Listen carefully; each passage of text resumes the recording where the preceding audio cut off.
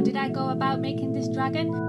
I bought some air dry clay you can get from around a fiver from a typical DIY store such as The Works.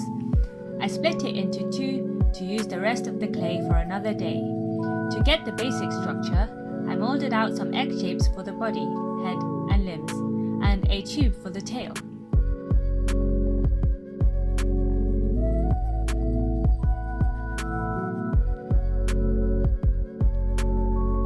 I used the back of the paintbrush to smooth in and connect the limbs. It almost looks like a sitting dragon. So far so good. So now I can shape the tail and start adding some features such as the spikes along the spine. I added the facial features and especially exaggerated the teeth. I used a hairpin to create a scaly skin. The dragon's limbs were falling apart, so I adjusted these connections and added the claws. Looking back on this, it was most likely because the clay was so wet. Everything kept breaking apart, so I tried to make the dragon tail hold it against the body.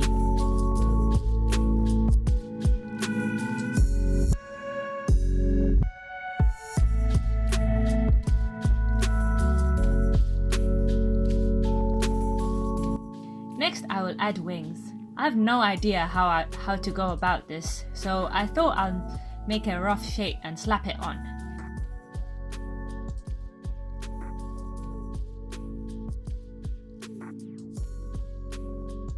Clearly, I had no idea what I was doing because, as you can see, everything just fell apart even more.